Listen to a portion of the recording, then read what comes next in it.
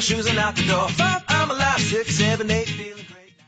Hey everybody, welcome back to the Beyond Your Wildest Dreams podcast. I'm your co-host today, Dr. Mike Akinfora. Today I have with me Pamela Gold. Pamela, how are you? I'm great. How are you today? Great. I'm going to read you Pamela's bio, and then we're going to get right into her new book, Find More Strength, 5 Pillars to Unlock Unlimited Power and Happiness. So Pamela grew up on her family's apple farm in upstate New York, graduated from Yale University, and then entered the business world in New York City, where she was the point person on an IPO at the age of 24. Leaving the workforce to start a family, she co-founded West Village Parents and went on to pursue her passion for fitness and wellness. It was through this pursuit that she discovered yoga, which connected her love of philosophy, science, psychology, and wellness, and eventually led her to discover her life's work, teaching inner peace as the key to our greatest evolution and ultimately world peace. Her book, Find More Strength, 5 Pillars to Unlock Unlimited Power and Happiness, is full of tragedy to triumph personal stories along with actionable tools to help increase power and happiness in life. Again, Pam, welcome to the show. Oh, thank you so much, Dr. Michael. It's a pleasure to be here today. It is awesome to have you here. So can you, we talked a little, there's a little preamble. Can our tribe, our Beyond Your Wildest Dreams Nation loves actionable items, and it's actually in your bio, so this is going to be great. Before we get into that, can you tell people your journey, how you got here? Yeah, I mean, it really starts as a child. I mean, as a child, I was always insatiably curious, always getting into a lot of trouble, and always, seeking to get stronger, right? Strength was the path to get what I wanted. And from the time that I was little, I always wanted to get what I wanted. To my parents' chagrin, I was not the easiest child to parent. But so you start from the outside in. You realize that when you're a kid, you can be strong by, bullying people, by making people go along with what you want, by influencing people. And then as you mature, you realize that ultimately is not going to, get what you want in life, because we want to have strong relationships. We want to have love. And so as a child, I learned those lessons. I think 5th grade was a big epiphany when all my friends got mad at me and other people that I wasn't so nice to in the past kind of took me into their group. So I learned the power of empathy and compassion, and I was like, never again am I going to be unkind. So, at various points in my life, I learned these really important lessons and kept kind of seeking more and more strength. My mom was really sick when I was in high school, almost passed away from ovarian cancer. So that was a really important, trial that made me kind of take things in perspective, or put things in perspective of what's really important. And then I went to college. I went to Yale, which was a really tricky time for me, because I grew up on a farm. I wasn't, worldly and sophisticated, and getting to Yale was really hard because there was, a lot of people that I didn't have things in common with. I had a boyfriend at the time who ended up becoming a drug addict, and that was really, really hard to navigate and stay healthy and happy. So during that time, I found a lot of new tools. I discovered like Deepak Chopra and, learning more about, how to care for myself. So then through college, dived into the business world. As the bio said, I took a company public, or was the point person on an IPO, right out of college.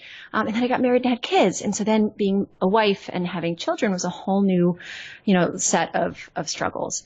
And so it was those struggles that was kind of the latest straw that broke the camel's back, because there were some things about being married and being a mom that really tested my understanding of who I was and what made me strong.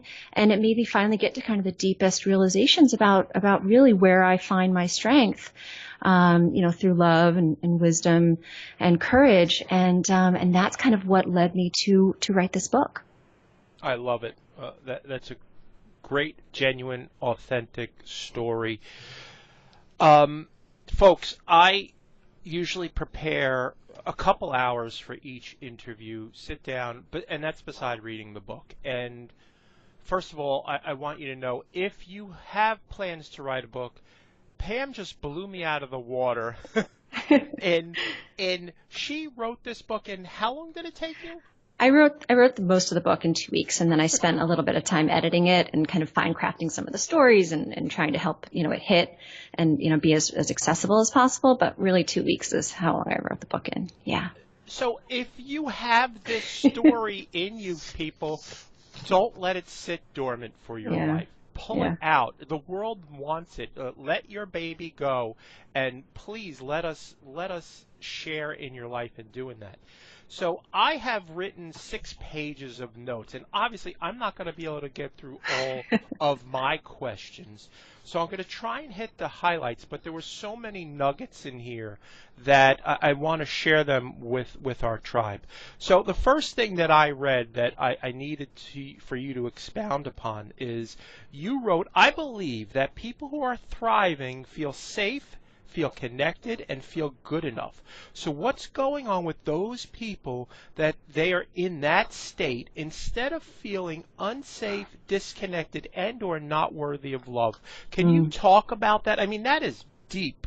Yeah, I mean, it's such a fundamental truth that I've found, and it really, it underpins everything. I mean, it really does, because and as a parent too, looking at my children and how I want to kind of raise them and help them feel safe, help them feel worthy of love, help them feel, connected to something bigger than themselves. It's in the moments that we struggle to, find compassion, the moments that we struggle to be brave, the moments that we struggle to, feel connected to truth, like what's really true for us.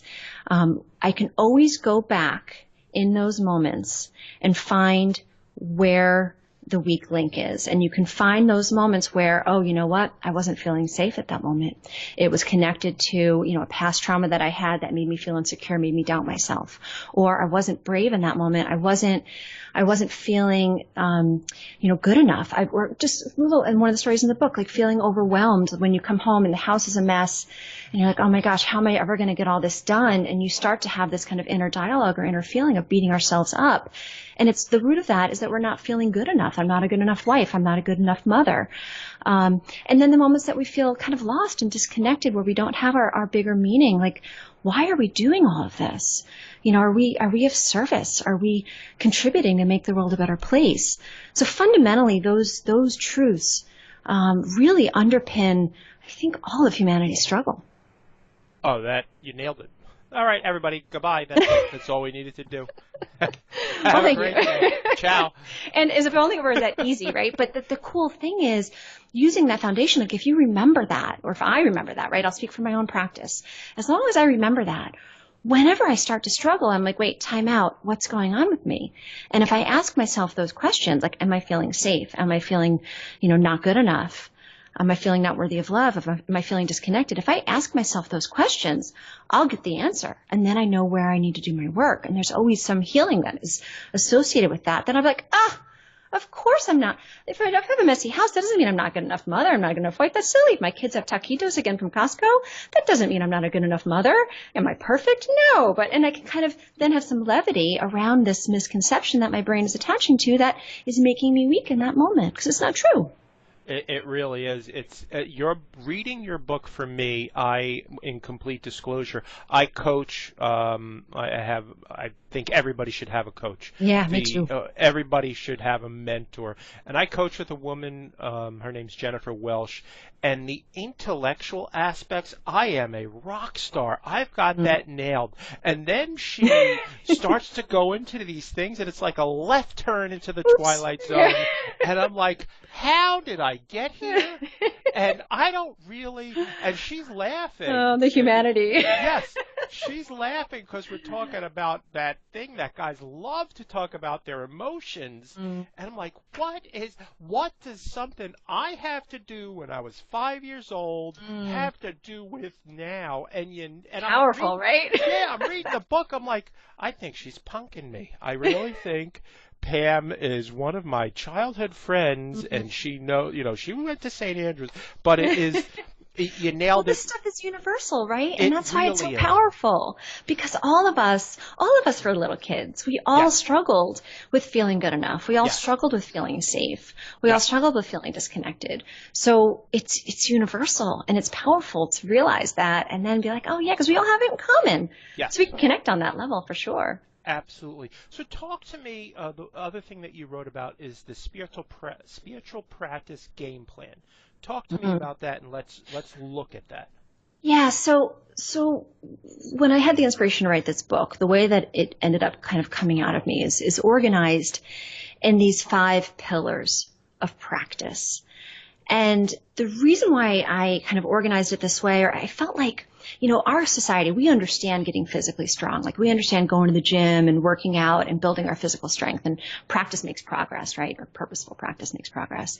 And we understand the same thing about mental strength, that, if you study, if you, do different games and practices, your mental capacity, your mental strength also will progress.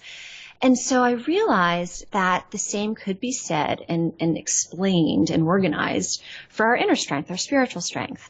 And the 5 pillars, basically I was able to organize this really kind of concise areas of practice to really foundationally build our inner strength. And so that's the spiritual game plan. And those 5 pillars are gratitude, compassion, courage, surrender, and openness and curiosity.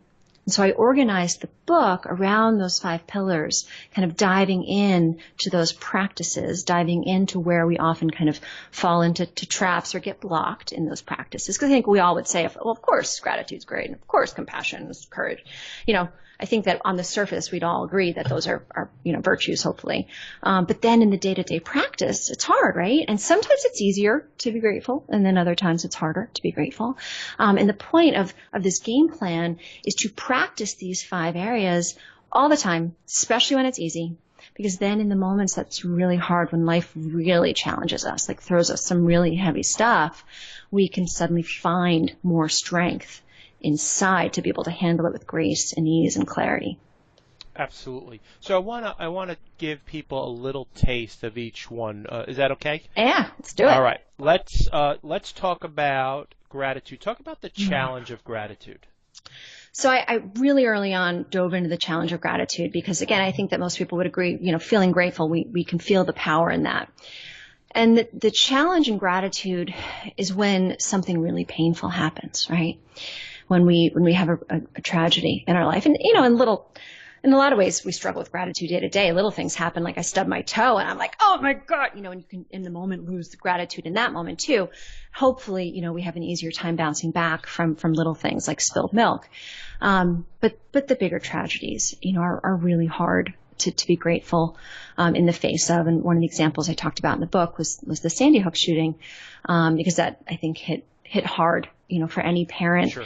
And my kids were the same age. My older one was in first grade, like the first graders, so many of whom perished in that tragedy. So I used that story to, demonstrate that I do understand the challenge of gratitude. And then in those moments when something so painful happens, how do we shift or cultivate gratitude? It may be impossible, for some time to look in the face of something like that and actually legitimately say that you feel grateful for a loss of that magnitude. But to look for, collateral beauty. I don't know if you saw that movie, but that's a great example. I didn't use it in the book, but that's a great example. Yep. The collateral beauty, and to shift the gratitude for the blessings that were present, right? So if, one loses a child, to look at it like if someone were to say to you, this child is going to be in your life for 7 years, but then you're going to lose them, can you feel grateful for those 7 years of having the child, or 6 years of having the child in your life? So right off the bat, I talk about how hard it is to cultivate gratitude in the face of that deep pain, and also orient, ourselves to the reality that, yes, even in the face of that deep of a tragedy and that deep of a pain, yes, seeking gratitude is how we find inner strength. Agreed 100%. I had a patient who lost her son, and tragically, and he was going to be a firefighter and lost him, and he was gone. And she said, I don't know how to react when people say things to me. And I said to her, and she said that, they sound stupid. And I said, people just want to help. They honestly don't know what to say. Yeah. But they want to support you.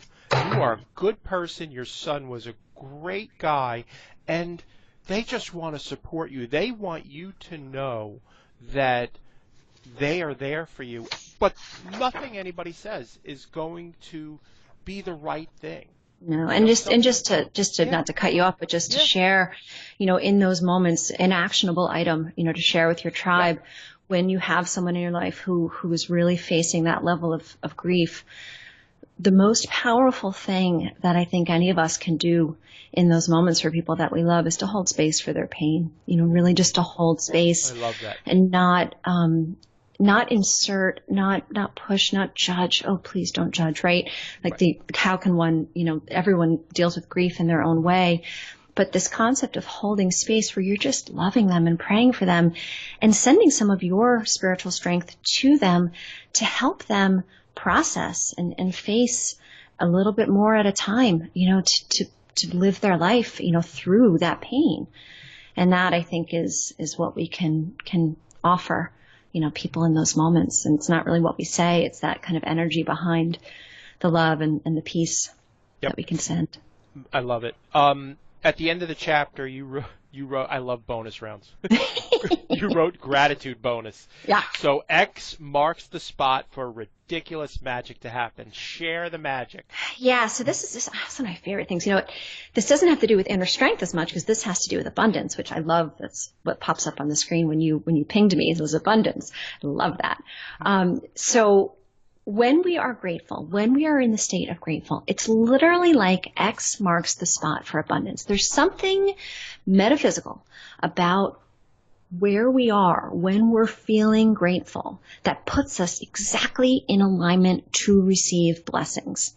I can't explain why or how that works, but it is absolutely 100% true. And the point of this is if we are able to stay in that mindset and heart set, because when we're feeling grateful, it's not really in our mind, it's really how we're feeling in our heart and how we're feeling on a deeper level, right? It's not necessarily what we're thinking. Our thoughts are involved, sure, but sometimes you're not thinking at all. You're just feeling grateful. And that puts us in literally like on a treasure map, like X marks the spot to go and dig and find treasure.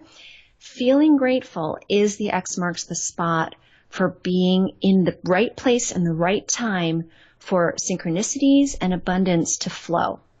And I've experienced it so many examples in my life, and it is true. So play with it as you go about your day, as much as you can stay in this place of just gratitude, openness, whatever happens, like, oh, something unexpectedly unpleasant happens. Try to stay in a place of gratitude. Be thankful that it happened and it offered you an opportunity to get your shirt cleaned or whatever, and have a sense of levity about it, because staying in that kind of lighthearted, grateful space attracts goodness. It attracts, people will notice that your energy is light and positive, and people will just start doing nice things for you for no reason. It's not like you're doing it to get things.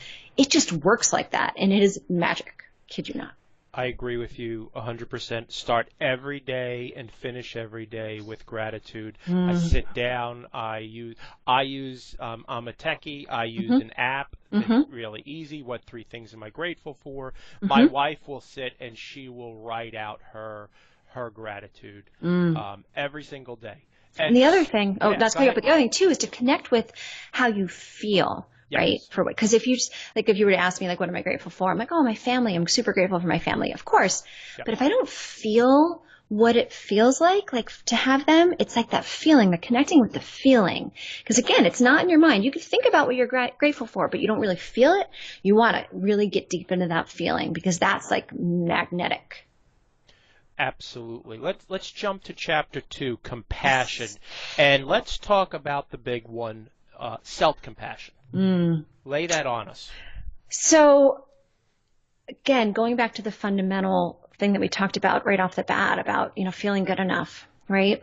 Mm-hmm. When we don't feel good enough, that is kind of the root of lack of self-compassion. They're intricately connected. So, self-compassion is that space where we are loving ourselves, when we're being gentle and loving with ourselves. And unfortunately, through most of our childhoods, we were not conditioned to be that way. Our parents were very well-meaning with their high standards, hopefully. Depending, we all have different parents, so I'll speak for myself. I had very wonderful parents, loving, very high standards. And there were times when I didn't meet the high standards when it wasn't so warm, right? It was like, you're not, and in their mind, they were motivating me to do better, and they were, and it was great. But what happens when we're kids is that we kind of get wired to not necessarily be as kind and gentle and forgiving with ourselves. And what happens when we are wired like that is kind of we shut off that inward flow of life, right? It's like, to me, life and love are kind of intricately, and compassion are kind of intricately connected. So when it comes to self-compassion, that loving oneself, being kind with oneself, catching the limiting beliefs that we have around our goodness, around what we're able to make possible. And at the end of the day, it's really our beliefs that will block us or will empower us. So really catching what conscious beliefs, and then catching the subconscious beliefs that we can feel. Like sometimes I won't even have conscious thoughts about anything, but I'll feel shame or guilt kind of pop up. Right. And when we're in a state of shame, we are not being compassionate with ourselves. We're feeling unworthy of love. To quote, I think, Brene Brown, that's like how she defines shame, one of my favorites. Yes. So the actionable, work that I look for in self-compassion is really catching myself with any time that I'm not being kind to myself, or when I'm having limiting beliefs around, how good I am, whether I'm good enough, whether I'm worthy of love. Fantastic. I just want to touch one more thing for folks. What you wrote, I thought, was so prophetic for self-compassion. And I just need to go through this real quick. Sure. Whenever we send negative thoughts or feelings to ourself, we're blocking the flow of compassion, both outward and inward. We are literally cutting ourselves off from this infinite flow of energy, and we will be weak. Figuring out how to master self-compassion is essential for finding more strength. We need to believe in ourselves. That's it in a nutshell. That was fantastic. And if only it were easy, right? Like if only, oh, nobody said it's easy. If only we were easy. But the cool thing is, like anything, right? You set this goal, you set this intention. You say, okay, I'm going to have this goal to increase my self-compassion. Let's just say, 75%, because nothing's ever going to be perfect, right? You just keep moving towards it. And then you start instituting, ways to hold yourself to it, right? And catching yourself, have a zero tolerance policy for being unkind to yourself. And when you catch yourself, be kind to yourself that you broke your rule, right? Get angry at yourself that you weren't kind to yourself, right? But then you just keep plowing forward. And, if you have a vision board, put that up on your vision board. Positive affirmations, I talk about that a little bit in the book. It's a really powerful tool to put around, I am good enough. And just have that in the line of sight. So just subconsciously, you're seeing that around. But it's something that, don't give up on cracking the code on this, because it is huge, absolutely huge. Huge. I agree. Let's hit the next pillar, courage. How can we practice and cultivate our courage? So I think for me, talking about skillfully navigating fear, right? Because fear is never going away. Fear is with us, right? It's just evolutionary. We're going to have fear. So, to kind of get to this mindset where, one, don't be afraid of fear. I realized myself I had a fear of fear for a while. I was like, oh man, so I should crack that. But so you want to respect your fear, right? Because your fear is always there to tell you something. So you want to respect your fear.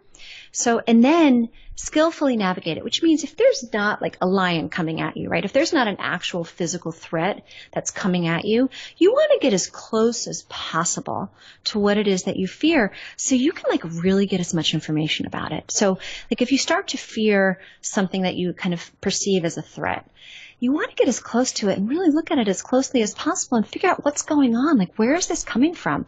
Where is this fear coming from? Is it something that you do need to move away from? Is it something that actually isn't real, that is tied to a past trauma, that then it's an opportunity to heal, right? So it's being as skillful as possible in navigating whenever we feel fear. And it's tricky because our whole body is set up with this beautiful fight or flight reflex, which when we're in a fight or flight, we've got this kind of lower reptilian brain thing going on that is fast, like lightning fast. And that will happen before you have time to go into skillful mode. So you want to figure out how to override that and get into that higher point of your brain. And again, first thing I usually ask myself now when I feel fear, and I've taught my kids, like, is there an imminent physical threat? And if there is not an imminent physical threat, slow down. Just slow down. Take a breath in, take a breath out, and figure out what's really going on. What's triggering this? Is it something that's real in your current present moment? Or is it something that got triggered from a past trauma? Or is your mind making up something in the future that hasn't even happened yet? And then you say, like, more shall be revealed, because that hasn't even happened yet. So don't worry about problems that you don't even have, right? But that's all about being skillful, is you've got to figure out what's going on with this fear. Is it past, present, or future? So one of the things that you wrote about that I actually used with my daughter's travel soccer team, so it's pretty funny, but I can tell you it works, and Amy Cuddy wrote the book on it. Oh, yeah. But talk about power postures. It's so great. I mean, there's a TED Talk on this. There's the book. It's proven that depending on our body posture, it will change our chemistry, and it will either invigorate us. So if we do a power posture, like the whole, you put your hands behind your head and you lean back, kind of like a CEO in their big, desk chair. Or if you stand up and you outstretch your arms, almost like making yourself bigger, like a bear, that chemically your body gets infused with all the hormones that will invigorate you with confidence. And then there's a whole set of postures that will make you kind of shrink and feel smaller and kind of lower your confidence too. But it's great because it's a total brain hack, where if you know that you're going into something and you really want to cultivate confidence, you can use one of like the Superman postures, right? It's like your program that you've got. I'm sure you talk about this. You can really invigorate and kind of brain hack yourself into having more confidence by tapping into those postures. So cool. Very cool. I had just finished reading the book, and these are, at the time, I think they were 12-year-old girls, and I'm like, hey, listen, I just read this book, and I handle all of the injuries for the girls. Like, I just read this book. It's unbelievable. It's about girls and girl power, and you've got to use this power pose. And I'm not exaggerating. Since that time, they do this before every game. They will stand there in the power pose. And since that time, it's 3 years, I think they probably lost maybe 3 games in 3 years. Yeah, this stuff is powerful. It really works. It really works. Absolutely. Talk to me about DPT skills. Yes, DBT, dialectic behavioral therapy. Yes. So this is something I was really lucky enough to spend the last 2 years. I'm president of a company called the Beacon Program, which specializes in dialectical behavioral therapy. And so I learned it there. I'm not a therapist, so I'm not trained in it in that sense, but it's very skills based, which is really cool. And it's organized into 4 different areas of skills. The first is mindfulness skills. The second is distress tolerance skills. The third is emotional regulation skills. And then the fourth is interpersonal effectiveness skills. And it's a really, really, really effective type of therapy. Depending, my husband and I actually went to a relationship therapist that used DBT. It was much more effective than talk therapy because it's behavioral based. It's about, all right, how am I going to change what I do to get desired results? And so I talked about it a little bit in the chapter on courage, because, there's various skills that will help us get into a braver mindset.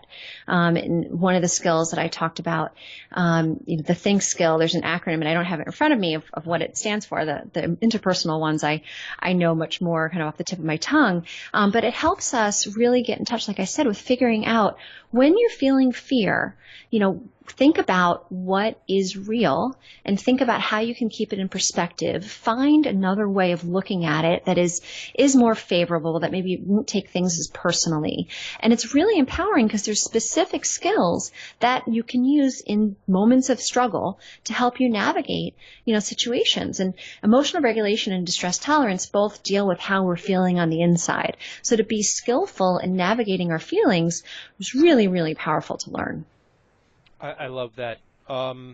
let's jump ahead. I had a couple questions about Chapter 4. You talk about surrender, and I read this great quote. It says, "Surrendering to the ebb and flow of the ocean, it allows us to surf the waves." And that was that famous philosopher Pamela Gold. Yeah, That's I brilliant. tried to use other people's quotes as much as I could, but sometimes I just felt like Good for you. That's I awesome. could love say that. it best. And then Talk other about people. I mean, the surrender. surfing. Yeah, I mean, surrender. I love the surfing analogy Yeah. in surrender because, and also another analogy too is like when you swim, right? Like there's this letting go that really has to happen in order to swim or in order to surf.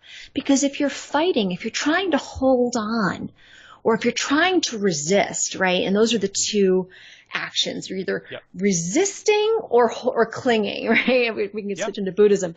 But it's either one of those that blocks our ability to flow. And to really gracefully make more of the situation, gracefully find synergy, gracefully be artistic and create and be inspired and love and laugh and learn. So surrender is this integral skill and practice. And it also, for me at least, is the hardest of all of these because surrender requires trust. And depending on our life experience, you know, all of us have a variety of traumas, a variety of situations that we're wired, and even just evolutionarily, you know, we're wired to survive. So we're wired to err on the side of fear, right? To err on the side of not being open, right? Err on the side of resisting and clinging for survival. And so it's hardest to rise above that and get out of that mindset so we can really start to create and really start to inspire and really start to be visionaries. Because if we're not in surrender mode, if we're stuck in that kind of resisting and clinging mode and looking around to make sure that, you know, other people approve of what we're doing and that we're on the right track and all of that, that's going to keep us locked in this lower mindset, and we're not going to be able to really tap into our unique genius and our unique ability to be great. Again, that's just brilliant. Talk to people about the Serenity box. So originally when I was introduced to this, it was called the God box, and I shifted it for the book to Serenity box just to avoid possible triggering of the word God, because it means so many different things to different people, and I want to respect that. So I call it in the book the Serenity box, and I use the Serenity prayer as kind of the guide. And the Serenity prayer is, you know, God grant me, you know, the courage to change the things I can, the serenity to accept the things I can, and the wisdom to know the difference, right? Yep. And so the idea of the box is that you have a physical box, and you write on little pieces of paper the things in your life that are weighing you down, the things in your life that you're worried about, and that are out of your control, right, to a certain extent. I mean, there may be things that we can do around them, but ultimately, whether these things are going to be cleaned up or not, or is out of our control.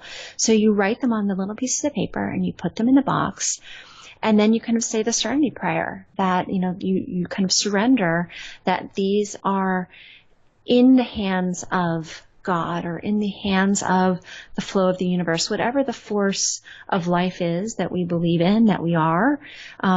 There is this bigger force, and it's taking care of things well outside of the scope of what we as individual human beings can control, right? Yep. And so you're putting it in the box, you're putting the box aside, and once it's in the box, there's no worrying about it. You know, there's no worrying, right? Yeah. You're surrendering Yep. what's out of your control. And then you go back to the box periodically. And it's the coolest thing because it's really validating and powerful because you go back in the box, you know, a month later and you're like, oh, that's been taken care of. That's no longer an issue in my life. Or what, you know, things do naturally work out with time and with love and with grace. Like things naturally work out without us forcing it. There is this flow of life that's happening all around us without us making it so, right? So, so it's powerful, and it's really the physical practice of writing it on the paper, putting it in the box, closing the box, and then putting the box aside really helps us kind of connect with this idea of letting it go. Absolutely. You know, and this is something my wife and I try to instill in our kids. Every problem that there has ever been in the history of man has been solved. It's most times, though, it's just not the way we want it solved. Yeah, the hows. Yeah. Our own expectations get in the way. And we want it now. Well, I have this problem and I want it now. Yeah. And it's just not the way the life works. Yeah. And if we can reconcile that, like you're saying, that's where the magic is in living a full, healthy, well life. Yeah, and getting back to the surfing analogy, the waves come and then the waves go. The waves come and the waves go. And sometimes it's high and sometimes it's low. And having faith in this flow that another wave is going to come, another opportunity to cut and to make magic happen as we surf is going to be coming. And if you were a surfer and you miss a wave, if you had a complete meltdown, I missed the wave, I'm never going to get a chance to surf. But then, 3 seconds later, another wave's coming. Obviously, that would be ridiculous. But the way that we perceive our life in such a linear, kind of blinders on often kind of way, it blocks us from seeing this big picture of the flow of things that the sun rises and the sun sets, the waves come and the waves go. And when the wave is low, it's making way, giving an opportunity for another high wave to come. And it's all part of one big, beautiful flow and magical opportunity. So it's hard for kids, especially. And when I was a young person, oh man, did I struggle with this. But it's so liberating to really start to feel that grace and that surrender and not feel the need to push and force and cling my way through life. Absolutely. It's really interesting in talking about surrender. We, unfortunately, where we live down at the Jersey Shore, we had an incident where the police were on the block for a man that was despondent, and my kids are 13 and 14, and they were at the house. My wife was working, I'm up in the office, and literally a police officer came to the door and had a rifle. Ooh. And my son, who's 13, was like, "Hey, what's up, dude?" And my daughter is sitting there saying, "He's got a rifle. It's bigger than me. Oh, my God. What are we going to do? Wait, let's go." And then, So interesting. My son, Jack, turns to her and says, "Dude, chill out. He's got a rifle bigger than you. It's all good. Just relax." She's like, "No, we're going to army crawl out of here. We're going to go out the back door." And he goes, "Just stop, Emma. Just stop. Relax." Interesting. They're natural, kids, we all are just naturally wired a certain way, which is so cool because then it gives parents and everything around us the opportunity to start to bring us back center. But it's so powerful how we have these natural different ways of intrinsically evaluating the same circumstance. It's so cool. It really is. I mean, she was completely flummoxed, and then she had a plan. She was army crawling out the back door. She was on it. Yep. And Jack was like, "I'm going with the dude with the big gun. It's cool. It's all Wherever good. he goes, I'm going with him. It's no big deal. He's got this covered." I think it's so often, too, that siblings have that kind of yin and yang. Like my daughter and my son are the same in that, all the ways that my daughter was hard, my son is easy, and all the ways that my son is hard, my daughter is easy. And they really complement each other. And I really think that siblings are born like that for a reason. It is really funny. I mean, she'll come out of school and she's crushed. She got a 94. I missed the 95 by 1 point. And Jack comes out and he's got an 84, and he's like, "Dad, 84. Awesome. 84. Crushed it." Completely different, okay. All right, there you go. I love it. So the last pillar that we want to talk about is openness and curiosity. Yeah. Talk to the audience and talk to our tribe about the difference between joy and pleasure and how it can be life-changing. Yeah. So this is joy and pleasure. This is it's such a game changer once you start to figure this out. And I put this under the openness and curiosity chapter because to me, this is an opportunity for curiosity to start to look at our own lives and look at where we are finding joy and where we are finding pleasure and start to distinguish between the two. The way that I define pleasure is kind of an external seeking, right? You're seeking pleasure and it's from the outside in. Whereas joy, you're experiencing from the inside out. And us as individuals, we are the only ones that can know which one is. Like, I could very well have a pint of ice cream and be enjoying that ice cream, like from the inside out, enjoying. And if I were enjoying it, I probably would only eat, a very small amount, maybe just like, a half a cup of ice cream. On a given day, it may be that I am seeking pleasure from ice cream and I'm reaching for ice cream for pleasure. And that is kind of this outside in filling of a void, right? Like you're not feeling, I'll speak for myself, I'm not feeling intrinsically connected with my own light and love and goodness. And I am seeking that outside of myself. And ultimately, whenever we are seeking pleasure and engage in something for pleasure, it leaves us lower than where we started. And this could be, surfing the internet. This could be shopping. This could be sex. This could be drugs. This could be drinking. This could be socialization. It could be anything. Literally, I think we can turn anything into a distraction from doing kind of the work that we need to do to be whole that enables us to experience joy from the inside out.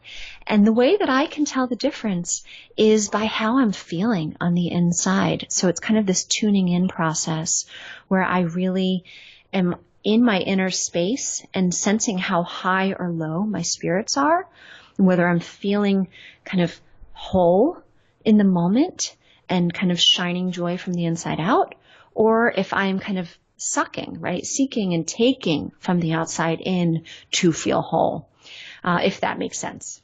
It makes complete sense. Cool. I love that. I am completely cognizant of your time, Pam. That is the 5 pillars, folks. I literally have 4 more pages of notes.